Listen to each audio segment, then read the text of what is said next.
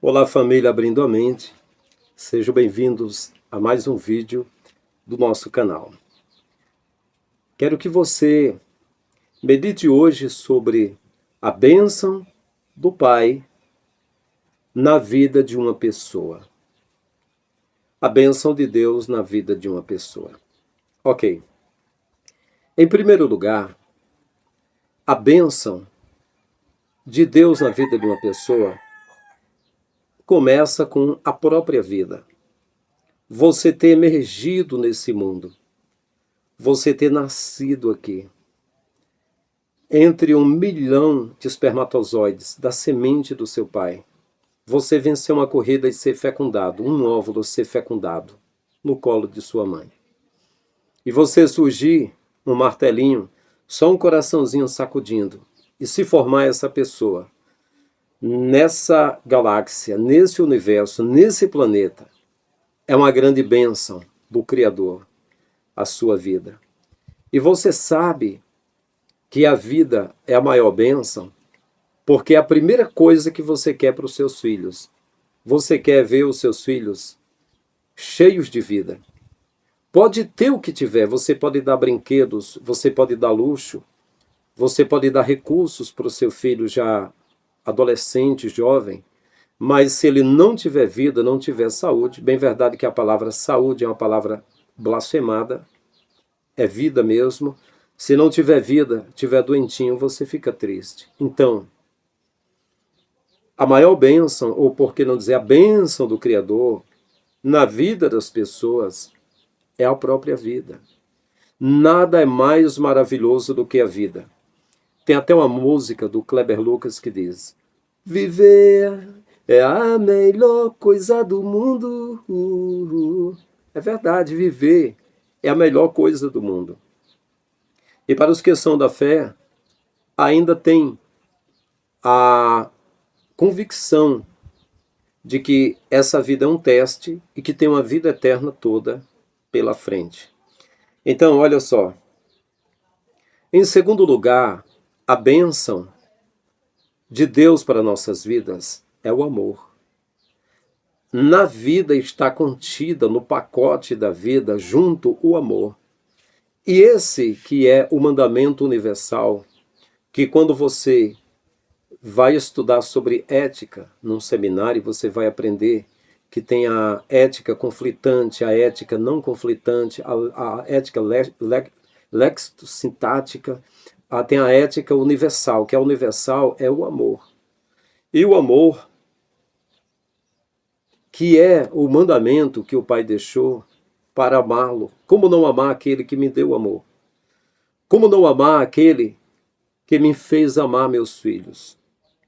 Então, o amor é uma bênção. É uma bênção sem medida do Criador.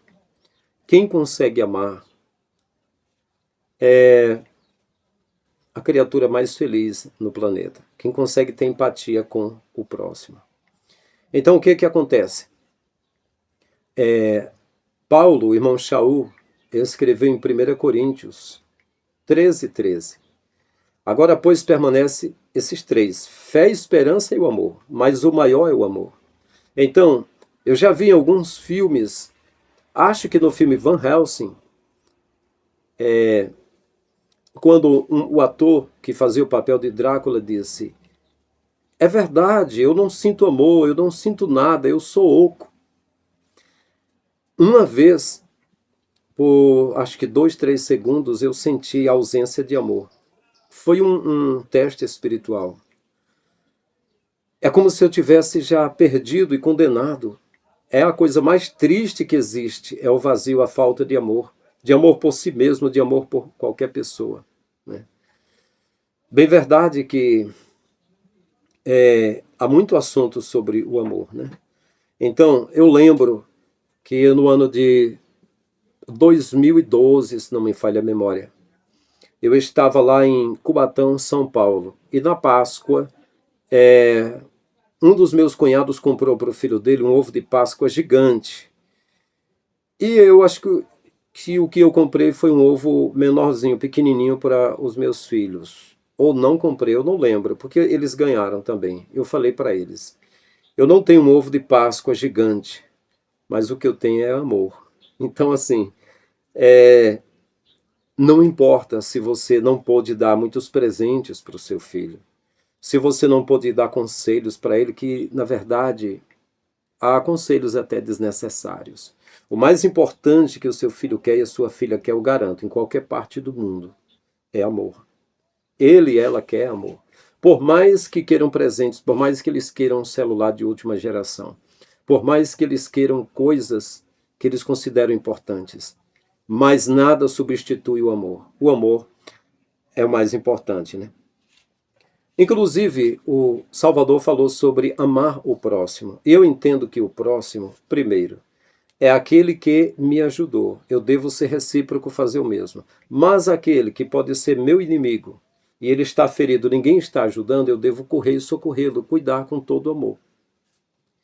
Porque ele falou isso para alguns mestres da lei e ele disse que o judeu desceu para Jericó e foi apanhado por salteadores e ficou muito ferido. E um samaritano que era inimigo dos judeus, eram tribos separadas que se separaram com Jeroboão e Roboão, e aí ficaram separados. Então Sicar, Samaria, ficou separado de Judá, e eram inimigos, e o judeu machucado passou um outro judeu que era líder, que era o sacerdote do templo, e passou e olhou, viu ele ferido e não atendeu. Como hoje tem pessoas crentes feridas e os líderes sabem e não ajudam. E passou o levita, que trabalhava com um sacerdote, e passou de largo, não ajudou. E existe hoje tantos obreiros, seja presbíteros, diáconos, auxiliares, que ajudam pastores, vê crentes da igreja deles sofrendo, e eles não socorrem e não ajudam. Deixa lá.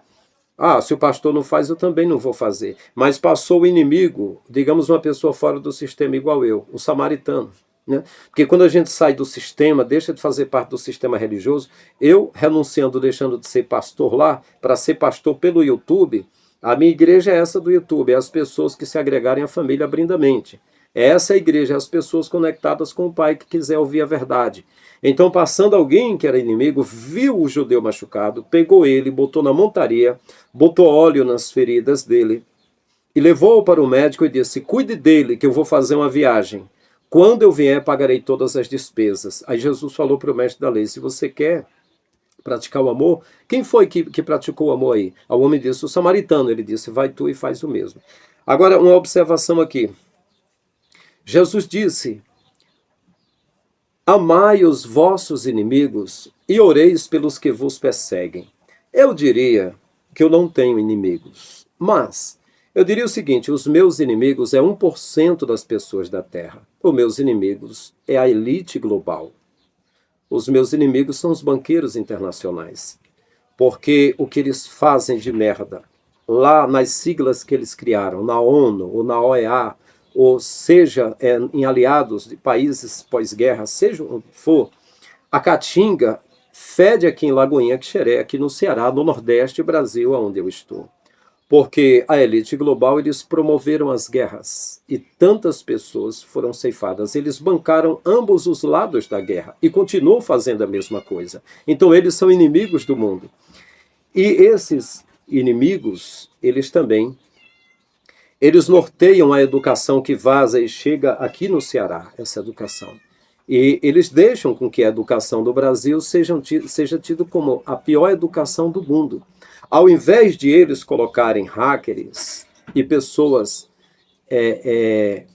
gabaritadas para ensinar de verdade sobre o que é startups, o que é algoritmos e fazer com que os estudantes brasileiros possam fazer aplicativos para celulares e coisas de alta tecnologia e até vender as suas criações por milhões ou por bilhão, eles não deixam isso acontecer, deixa a gente assim.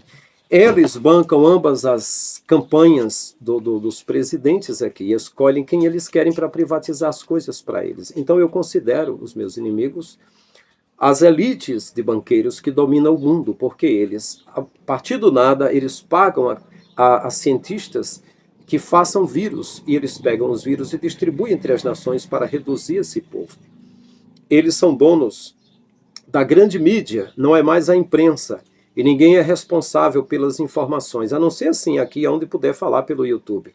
As informações que eles dão muitas vezes, que vazam sobre a Coreia do Norte, que põem eles sempre como o mal, sobre a Rússia, sempre como o mal, escolhe e mandam em revistas aqui para o Brasil, é coisas que muitas vezes a Coreia, que outros países não dão notícias, e eles, por exemplo, liderando americanos, fazem isso. Então, para mim, os inimigos que eu tenho é a elite que ensinava na década de 60, trazia para a gente, trouxe pela Time Life, trouxe a Globo, ensinando que o petróleo era feito de resíduos fósseis, para ser muito raro, já que era de restos de dinossauros, era muito raro para cobrar muito dinheiro.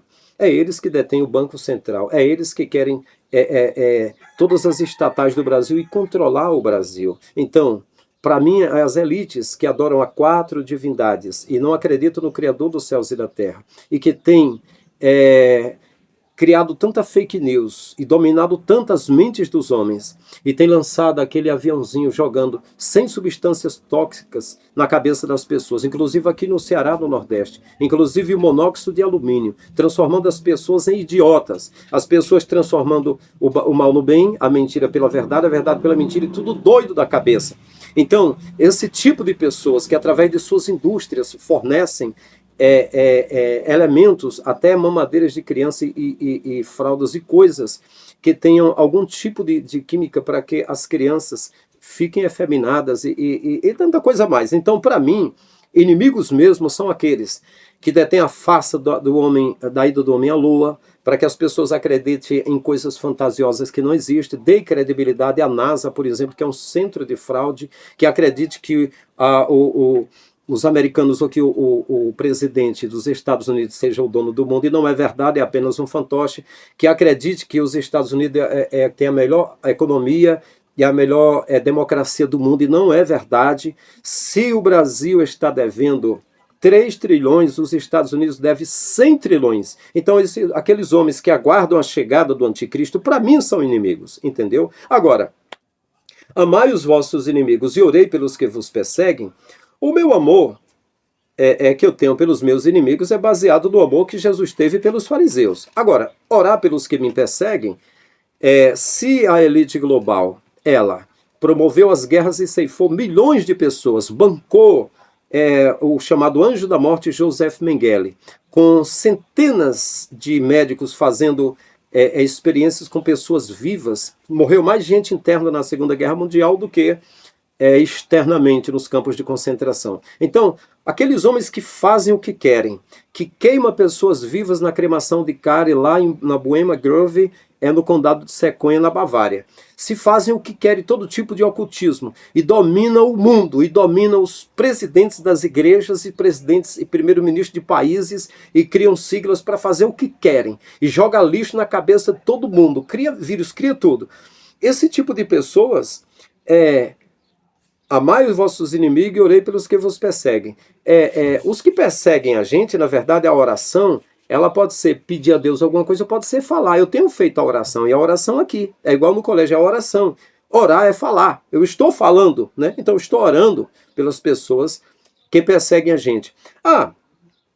Mas o seguinte, devemos amar os nossos inimigos, pois o meu amor, o amor que eu tenho pelos os meus inimigos, é o amor que Jesus teve em Mateus 23 pelos fariseus. No verso 2, Jesus disse, vocês são usurpadores, tomaram a cadeira que não é de vocês. No verso 3, ele disse, as obras de vocês são más, vocês dizem uma coisa, mas fazem outra. No verso 4, Jesus disse, vocês são aprisionadores de homens, vocês botam fardos pesados nos ombros dos homens, mas nem com o dedo vocês querem movê-los. No verso 5, Jesus disse que eles eram exibidos, eles alargavam as franjas dos mantos e queriam os lugares na praça para serem vistos, eram exibidos. No verso 6, Jesus disse que eles eram arrogantes, queriam as primeiras cadeiras nas ceias e nas sinagogas. E no verso 7, falou que eles eram gabolas, eles se gabavam, eles queriam ser chamados de mestres e de rabis. No verso 10, Jesus disse que eles eram falsos, se colocavam no lugar do Messias, queriam ser chamados de Cristo, de mestre, mas o mestre era só o Messias, né? E aí, No verso 11, Jesus diz que eles eram manipuladores. Eles queriam ser servidos pelas pessoas, mas Jesus disse, o maior é o que serve, era para vocês estarem servindo os seus manipuladores. Né? E no verso 12, Jesus diz que eles eram exaltados e que os exaltados seriam humilhados. A partir do verso 13, tudo que Jesus dizia, hipócritas, ou seja, mascarados, falsos. Ele diz assim, vocês fecham o reino dos céus aos homens, vocês não entram nem deixam entrar. É a mesma coisa que pastores e padres fazem.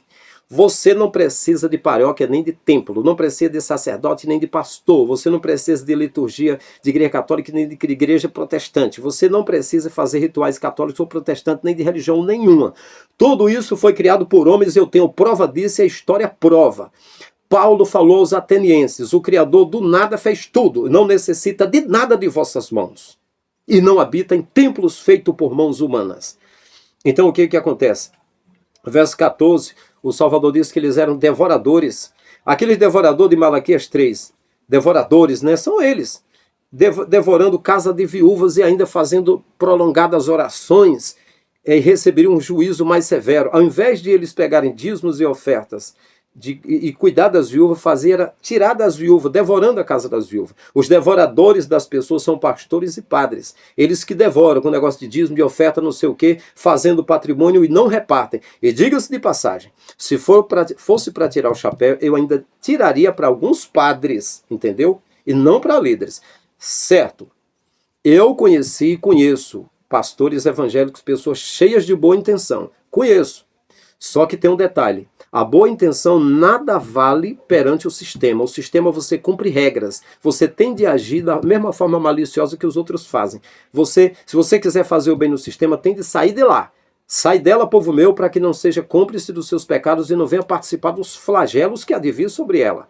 Não tem como consertar o sistema. Tem como sair fora. A maior prova disso foi Jesus. Jesus não aceitou apoio de Pilatos, não aceitou simpatia de Herodes, não aceitou defesa de ninguém, se entregou porque tinha uma missão e acabou, e não se enrolou com ninguém. A história diz que Pilatos procurou conhecer quem era o Messias, disse que o Messias estava falando coisas duras com os fariseus, e tivesse mais cuidado que os fariseus podiam fazer uma sedição, fazer um motim, os fariseus conspiravam contra o próprio Pilatos e tal, e Jesus falou, olha, o que eu tenho de fazer, eu vou fazer. E o Pilatos, olha, não me faça proibir você, uma carta de Pilatos a Tibério César, não me faça proibir você de falar. Ele disse, todo o poder que você tem foi o Criador que deu. Eu faço a minha parte também, eu faço o que foi me dado para fazer e acabou, entendeu? Então vamos lá. Jesus falou no verso 15 de Mateus 23, fazem prosélitos, ou seja, as pessoas convertidas do farisaísmo se tornavam 2 vezes mais merecedores do fogo do inferno do que os fariseus, que percorriam terra e o mar para fazer um novo convertido para eles. Né? Verso 16, condutores cegos. Ele diz, vocês juram pelo altar e pelo ouro, mas diz que o juramento do altar pode quebrar, mas o juramento do ouro não pode. O que é mais importante? É o altar que representa o corpo ou o ouro? Né? Veja só, vocês são condutores cegos, Jesus dizendo, né? Verso 17, insensatos e cegos. Verso 23, dais o dízimo da hortelã, do endro e do cominho, mas desprezaram a justiça, a misericórdia e a fé. Cara, eles recebiam ouro e prata, eles recebiam dracmas, eles tinham uma bolsa e tinham um celeiro para receber comida, e ainda não repartia com os carentes, e ainda entre uns e outros, ainda davam cominho, davam coentro, ainda dava hortelã, trocavam as coisinhas como um símbolo de praticar religião, mas não fazia justiça, não tinha misericórdia e não tinha fé. Os líderes que estão aí também, eles não têm fé não. Eles contam que cada um pegue um pouquinho que tem do suor e dê para eles comprarem carrões, para eles comprarem mansões, casa de praia, e só visam coisas materiais. Por isso que eu não estou lá. Por isso que eu não faço parte, entendeu? Então olha só. No verso 24, Jesus disse, condutores cegos, vocês coam um mosquito e engolem um camelo. No verso 25, vocês são sujos, vocês limpam o exterior do copo e do prato, mas o interior está sujo. É igual vocês também, por dentro vocês estão sujos.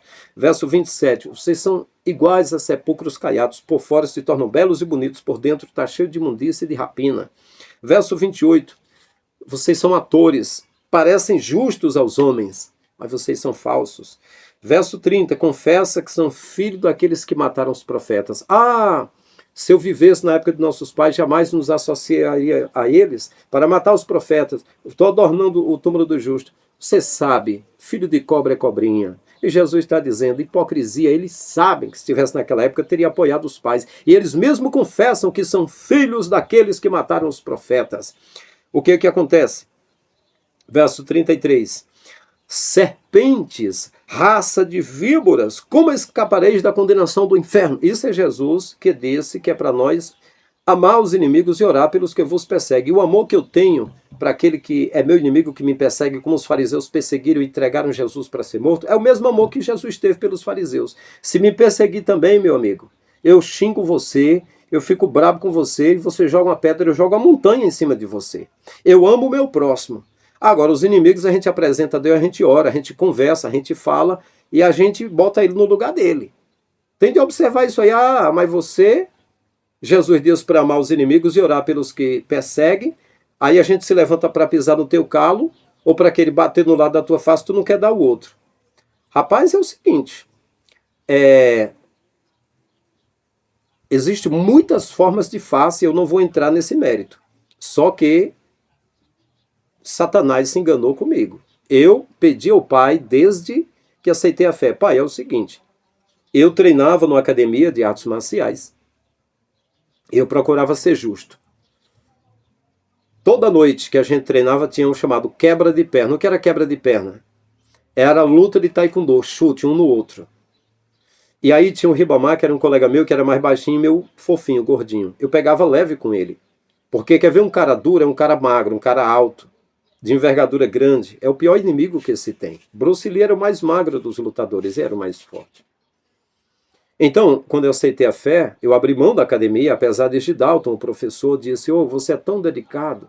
O Gidalton encostava o joelho dele no meu, levantava minha perna, encostava o meu dedo aqui e tocava com o calcanhar na cabeça dele. A minha elasticidade que tinha, meu espacate, né, quando eu treinava. E ele dizia, continue treinando com a gente, você não pagará nada de mensalidade, você é espiritual. Eu falei para ele, mas Efésios 6:11 diz que a nossa luta não é contra carne e sangue, eu quero batalhar as batalhas do Pai, as batalhas espirituais. E até hoje eu vim batalhando.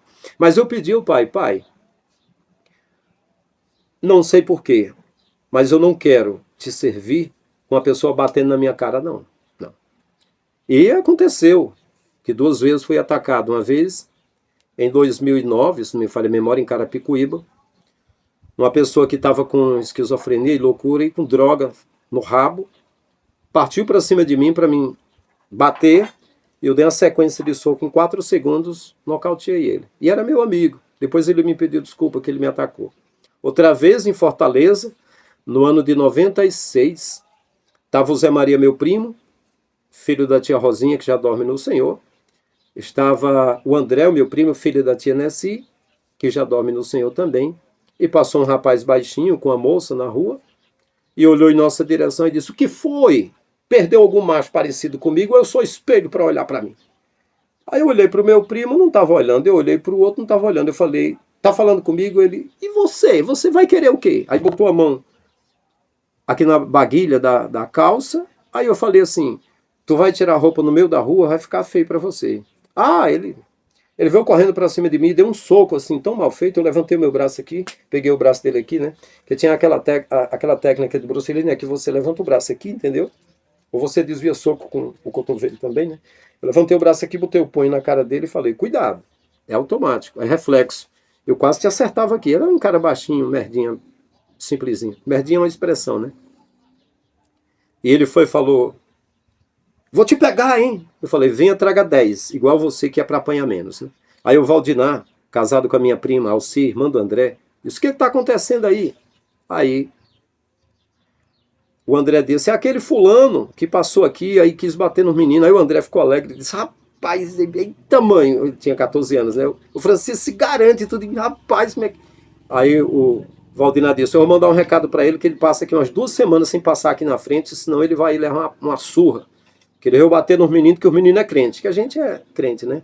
Então, assim, eu digo o seguinte, que da mesma forma que Jesus desaforou os fariseus, eu prego contra esses falsos líderes que estão aí, tirando tudo das pessoas. Em breve eu vou mostrar um vídeo aqui, que o seu Valdemiro Santiago tem 7 aviões. 7 aviões. E muitos bobos daqui, mandando dinheiro em envelope para ele lá, deixando de ajudar pessoas carentes aqui. Ainda tem outros idiotas que acham ruim quando eu falo. Entendeu? Mas, enfim, eu quero abreviar para concluir aqui. No verso 34, Jesus falou que os fariseus perseguem, matam, prendem e açoitam os profetas que Deus envia. Esses é que Jesus estava escrachando, dizendo, no verso 35, ele diz, vocês serão punidos, recairá sobre a cabeça de vocês, desde o sangue de Abel, o justo, até o sangue de Zacarias, filho de Baraquias, que foi derramado entre o altar e o alpendre que vocês mataram. Então, é isso aqui. Agora, em terceiro lugar, abreviando, a bênção do Criador é a racionalidade, é o entendimento. Eu acho muito triste a pessoa com a doença de Paxos, a doença do esquecimento, como ocorreu com Bruce Willis, aquele grande ator Bruce Willis, e com alguns outros, não sei direito se aconteceu algo parecido com Renato Aragão. Mas a racionalidade, o entendimento, que é a ação do nosso próprio espírito, transformai-vos pela renovação do vosso entendimento, o entendimento sempre novo, atualizado, o entendimento é o espírito nosso. É isso que dá entendimento, que dá vida, emoção no nosso corpo, com o nosso sangue, é o entendimento. Paulo disse, o vosso culto seja racional, seja espiritual, seja no entendimento. O nosso serviço, ele não é batendo palmas, nem dançando, fazendo músicas, não é isso. Você serve ao Pai. Paulo dizia, eu sirvo em meu espírito. E para se sustentar, ele fazia tendas. Para me sustentar, eu vendia meus DVDs, minhas fitas, meus CDs, minhas apostilhas. Não cobrava para pregar. E o que me deram nas igrejas, eu reparti como Jesus pediu. E depois bati em várias portas, trabalhei com vendas de um material da Herbalife, na época de suplementos de saúde e nutrição. E trabalhei com a loja, com a locadora de vídeo, e trabalhei desenhando já há 10 anos, fazendo desenho, e agora estou fazendo esse trabalho aqui no YouTube, trabalhando com as minhas mãos. Mas o entendimento, a racionalidade, ela é muito importante porque faz com que a gente agregue o passado, o presente, esse projeto para o futuro. É aí que reside o nosso sentimento. É aí que nós entendemos quem é o Pai, quem é o Criador. E dentro da racionalidade, você vai poder exercer a bênção da sabedoria, do conhecimento, que é muito importante. Agora, deixa eu voltar para algo mais simples, abreviando aqui. Eu quero, em quarto lugar, falar sobre a terra e a natureza. É a bênção do Criador. Você pode ter um quintal só, um terreno pequeno, seja o que for. Mas você plantar e regar, e isso germinar semente e dar fruto. Olha que bênção maravilhosa. Em Malaquias 3:10 ele fala que quando você ajuda o carente, você tem uma plantação, você ajuda, ele manda uma bênção. Ele repreende a lagarta, os gafanhotos. Ele faz que a sua terra seja viçosa e que dê mais frutos ainda, porque você abençoa os outros. E ele disse, eu mando uma bênção do céu, uma bênção que traga abastança, é a chuva. Você vê que você pode regar, mas quando vem a chuva, as plantas crescem viçosas, as folhas ficam grandes e verdes. A chuva é uma maravilha. Tudo fica cheio de vidas, insetos, fungos, borboletas. Tudo cria vida com a chuva. Que bênção maravilhosa. Eu sempre vi a chuva como símbolo da bênção.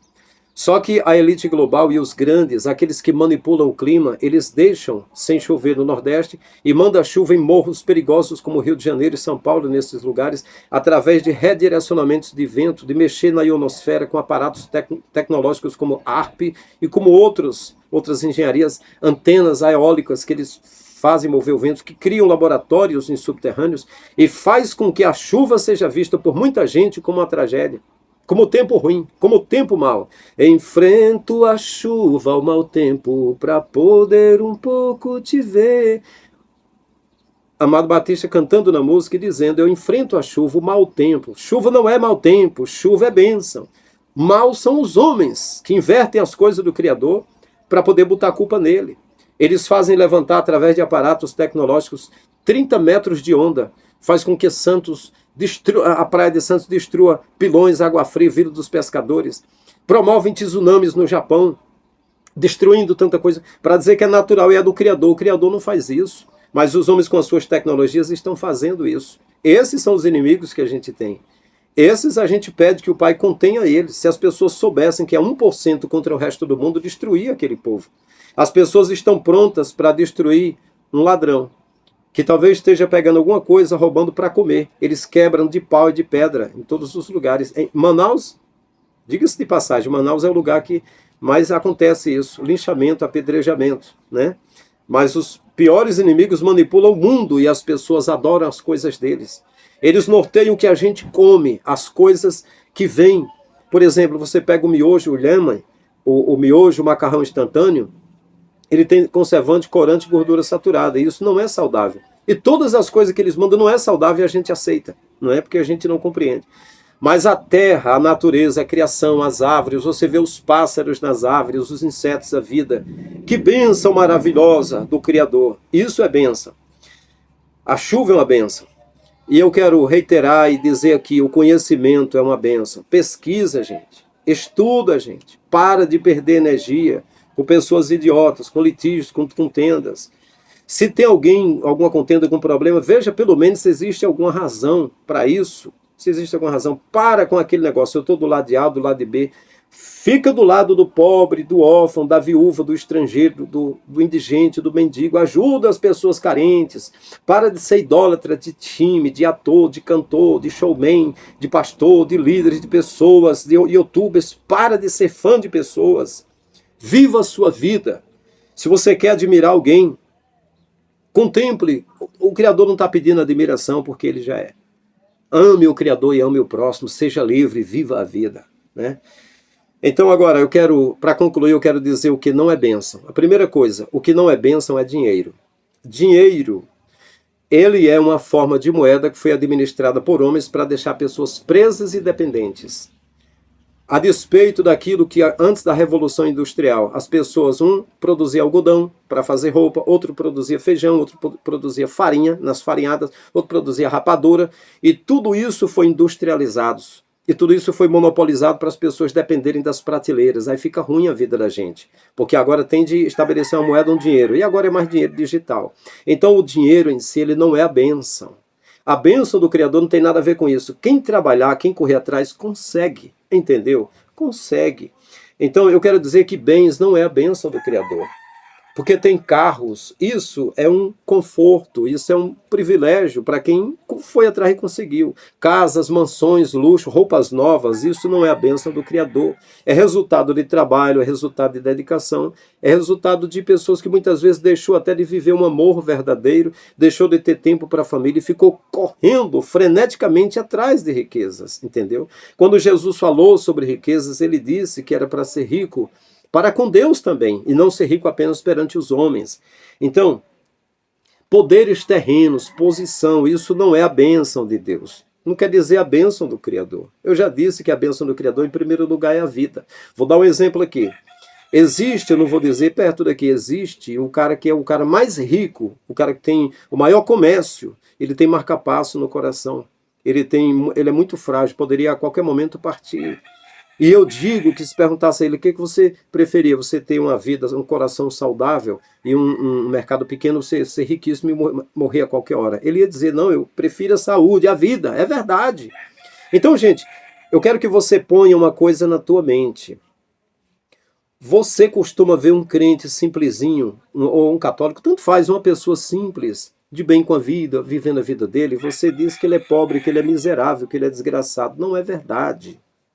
Para os falsos que dizem, rico sou e estou enriquecido, Jesus disse numa das cartas em Apocalipse, e não sabe que és pobre, cego, surdo, nu, miserável e desgraçado. Entendeu? Você está me entendendo? As pessoas, eles transformam na mente deles aquilo que é a bênção do Criador para a bênção de homem, para a coisa de homem, dizer esse é pobre, esse é rico. Olha, presta atenção. Você acha que Jesus, que disse, as raposas têm os seus covis e as aves do céu têm ninhos, Mas o Filho do Homem não tem onde reclinar a cabeça, não tinha um lugar certo para ele, não tinha propriedades. Você acha que ele era pobre, então?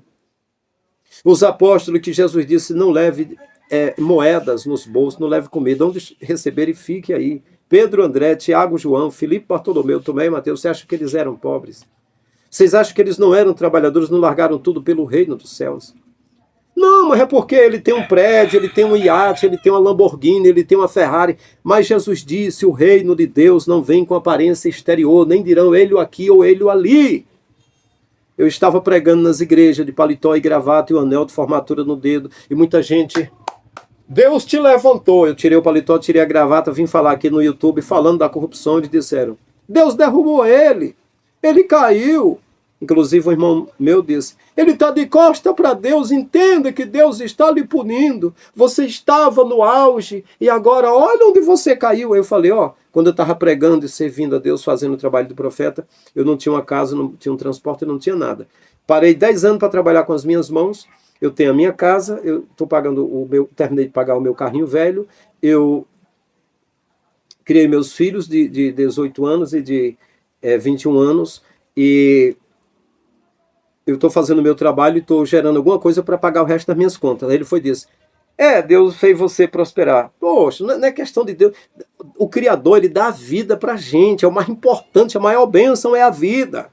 E aí você trabalha, você luta com as suas mãos. Paulo fazia tenda, eu faço desenho, estou fazendo vídeo no YouTube, eu nunca parei. Quem me conheceu, eu nunca parei. Mais importante é a vida. Então, olha só. Então, as pessoas têm a tendência de ver, se o irmão chega de Hilux, chega com roupa nova, os filhos bem bonitinhos, e muitas vezes se forem branquinhos. Ainda tem racismo.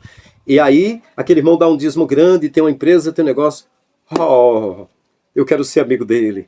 Pai do Senhor, irmão Natanael, irmão Jackson, irmão Fiver, seja quem for. O cara pode ser o crente mais fraco que tiver. Para ele é uma bênção. É o homem de Deus, porque tem dinheiro, tem recurso. Mas se o cara não tiver, para eles não tem a bênção de Deus. Veja a cegueira da maioria das pessoas do mundo. Que cegueira, meu Pai do céu. Então isso não é a bênção do Criador, isso é fruto de trabalho. Eu sempre falei isso. Vou repetir aqui. Eu já disse aqui antes. Eu morava na Cota 95, num cômodo lá dos meus cunhados, passando os dias lá, porque era um sonho da minha esposa estar lá com meus cunhados. Eu atendendo as agendas, pregando nas igrejas e eles trabalhando nas empresas. Então meu cunhado comprou um carro de 40 mil e comprou uma TV de 50 polegadas e fazia churrasco final de semana. E eu falei para ele, falei para minha esposa. Falei para ele, olha, você que labuta, que trabalha lá fazendo ponte lá, né, fazendo aquelas pontes nas passarelas lá, né, nas avenidas. Você merece a sua TV de 5 polegadas, de 50 polegadas, o seu carro de 40 mil, um conforto, um churrasco final de semana e ir para um sítio de vocês. Vocês merecem. Eu, que tenho saído pregando nas igrejas, eu não mereço. Porque o profeta Elias não tinha nada. O profeta Eliseu não tinha nada. Micaías não tinha nada e nem Jeremias. Jeremias era de família nobre. Ezequiel também era. O João Batista, que comia gafanhotos e mel silvestre, era filho de um sacerdote. O pessoal não apedrejou ele e aceitou a autoridade, que ele era filho de sacerdote e ele era da nobreza. Mas o próprio Messias e os apóstolos nunca ficaram ricos, não tinham nada. Então eu digo que quem trabalha com as suas mãos, vocês merecem. No meu caso, eu já agradeço ao Pai ter uma família, ter uma esposa, ter uns filhos. Quer dizer, e hoje, aí um dia que meu cunhado veio aqui, eu falei, olha, a minha casa é simples, mas eu agradeço que eu não mereço. Quem escolhe fazer a obra do Criador, ele só tem espada, ele tem fogo, é leões, é pedrada, é só isso. Não tem essas coisas. A igreja do Messias era muito perseguida. A igreja de hoje, quando diz, nossa igreja está lotada, está bem grande, tem muita gente, olha a bênção do Criador. Quem foi que disse? Jesus disse, muitos são chamados e poucos escolhidos. Não adianta ter um caixote cheio de maçãs podres e apenas 2, 3 boas, que não servem para nada. Jesus falou numa figueira, nunca mais nasça fruto em ti, porque estava ocupando a terra inutilmente. É muita gente que vive como os vegetais vivem. Tem ódio do Criador e da sua obra. Se você abrir mão de qualquer coisa para servir o Criador, tem um monte de crente que tem ódio de mim, porque eu digo que aquilo que Jesus falou em Mateus 24 e 31, um dia vai dizer, tive fome, tive sede, estive nu, preso, doente, estrangeiro, e você cuidou de mim, venha possuir o reino. Aí eles dizem que não é para eu falar nada disso, que é para eu ficar lá animando as festas, pregando e falando língua, e todo mundo batendo palma lá nas igrejas, e deixando as pessoas com fome. Não, Satanás, eu não farei isso. Eu não vou mais estar lá. E quando eu estava lá, eu já estava dizendo que os que tivessem mais ajudassem os que têm menos. Então eu concluo dizendo o seguinte, recapitulando, a bênção do Criador é a vida, e isso já é completo. A gente chama de saúde, saúde é uma palavra blasfemada. Em segundo lugar, eu extraio a palavra amor, que o amor, ele é uma grande bênção quem consegue amar. Não é ser idiota e ser pisado pelos outros. Ah, eu te amo e me bata mais. Não, senhor. Não vem bater não, que vai levar porrada. Não é desse jeito não. Tem de entender as coisas. E aí, a bênção do Pai também, a terra, a natureza, que maravilha, a chuva, aquilo que você pode extrair do entendimento, né, o conhecimento, né? Assim como eu falei sobre a racionalidade, o entendimento, né? A racionalidade, que é a qualidade do nosso espírito, conhecimento, né? E é isso. Então, por hoje é isso. Agradeça aquilo que o Pai fez na tua vida. Todos os dias eu estou sempre contente. A palavra graça é uma palavra blasfemada. A palavra certa é favor. A palavra graça é mais para Artemis, a Semíramis, a rainha dos céus. Eles trocam, eles reescrevem as coisas, né? Igual os senhores do mundo que reescrevem a educação nos países. E quando faziam guerras que destruíam os países, queimavam a história dos países, os livros tudo, e reescreviam a história ali em cima da conquista deles. Conquista não, da devastação que eles faziam, né? Enfim, então é isso aí. Meus queridos, por hoje é isso. Diga nos comentários o que você achou. Se ainda não é inscrito, se tiver vontade, inscreva-se no canal. Esse canal eu considero que é um cofrinho que o Criador me concedeu. Eu estou botando cada mensagem uma moedinha aí. Quem sabe algum dia tem um pouco de valor. É o seu canal, é o nosso canal, Abrindo a Mente. Se você quiser cooperar com essa obra, tão somente se tornar membro do canal e veja as opções que temos aí. E é isso. Até o próximo vídeo.